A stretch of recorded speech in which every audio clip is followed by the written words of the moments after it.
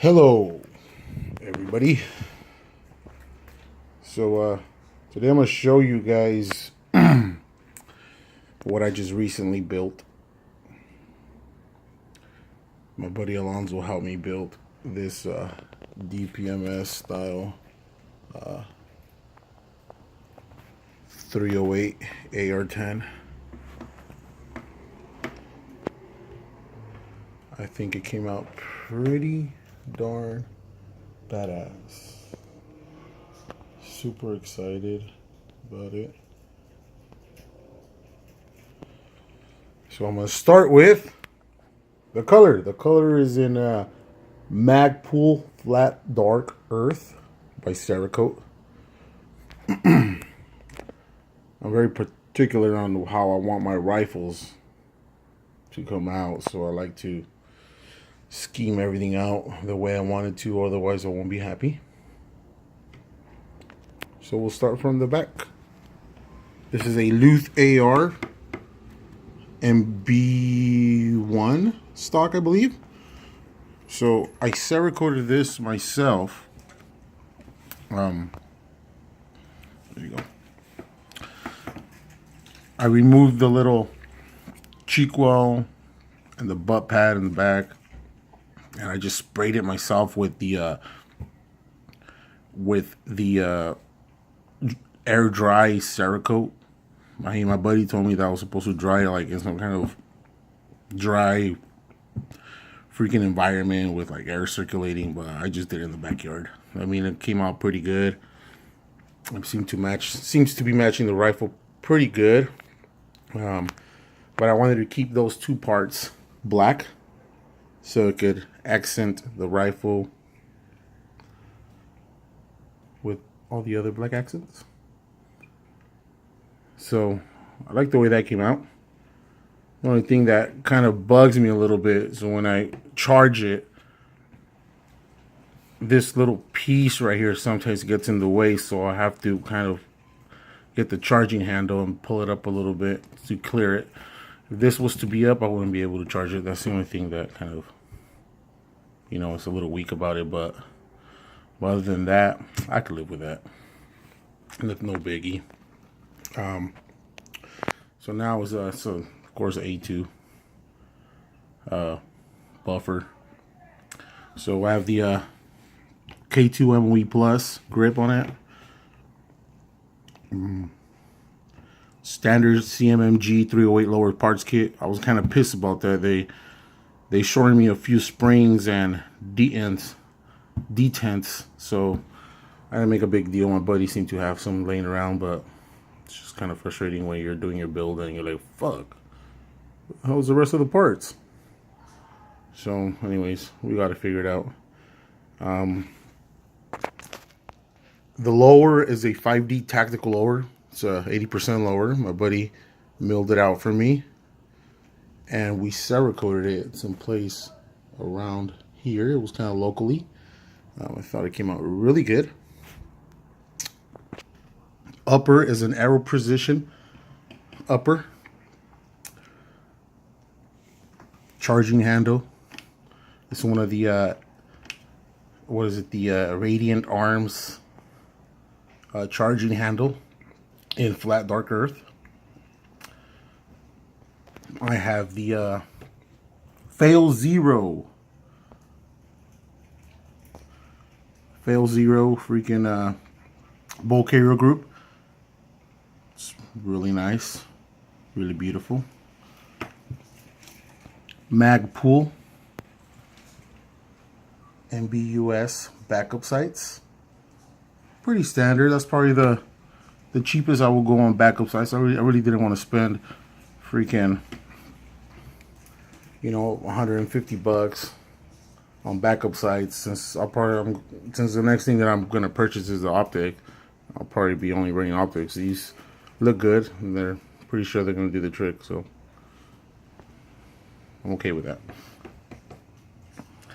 Next, I have the Hex Mag 308 7.62x51 mags, and I decided to add the little grip tape so I can accent the rest of the rifle with the black parts.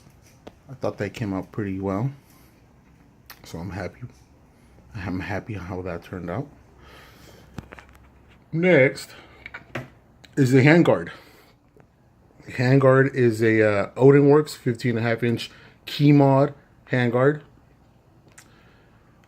I pretty much got this kind of idea of this rifle by one of these YouTubers. What's his name? I think is the Daily Shooter guy.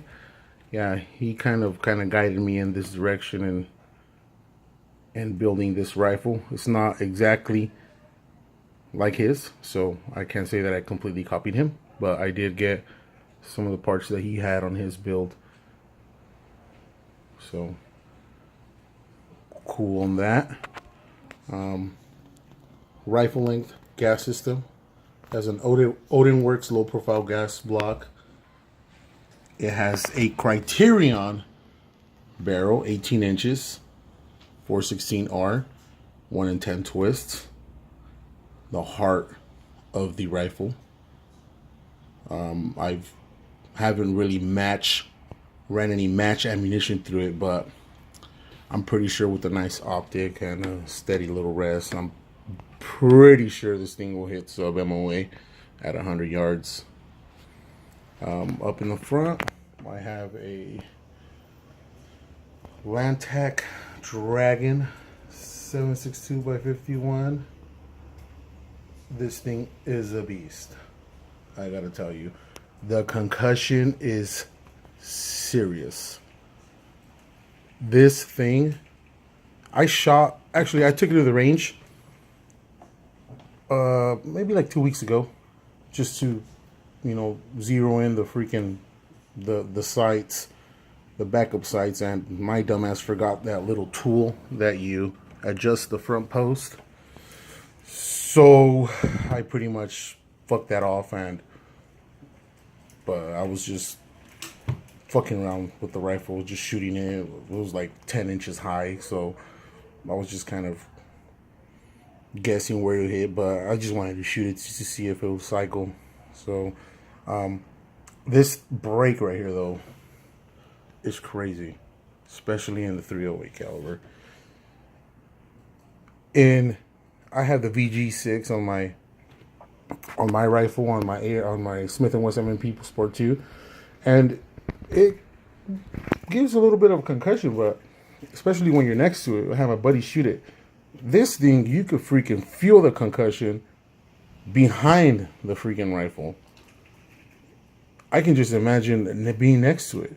And once I got the rifle warmed up, it was shooting balls of fire. It looked freaking crazy cool. I think that's why it gave it the name Dragon. It breathes like a motherfucking dragon. It was freaking pretty badass. Guys were like, "What the hell are you shooting, man?" I was like, So, anyways, when I assembled this rifle, I was having an issue. I was chambering empty case, or, you know, sometimes even a live round, just to see if it will cycle, and I wasn't able to sometimes eject the casing or the round by pulling the charging handle. It was getting stuck somewhere in here. You know, it was the bolt wasn't turning when I was trying to eject the casing or the round. So I was kind of concerned, and my buddy was like, "Hey man, you know, if it's just brand new, man, just go ahead and shoot it. I'm pretty sure that pressure is gonna bring that fucking bolt back, no doubt about it." So I was like, "All right." So took it out to the range and put a 308 Winchester Federal brass case ammunition through it and pulled that trigger, and that thing blew back. That bolt slammed back, locked back. So I ran about 150 rounds of steel case, 7.62x51 surplus ammunition, and 308 brass case with 0 malfunctions. I was extremely happy. Got the little trigger, the magazine release, the Odin workz X Gen 3 or something like that. Thought that had a little cool touch to it. But other than that, there it is.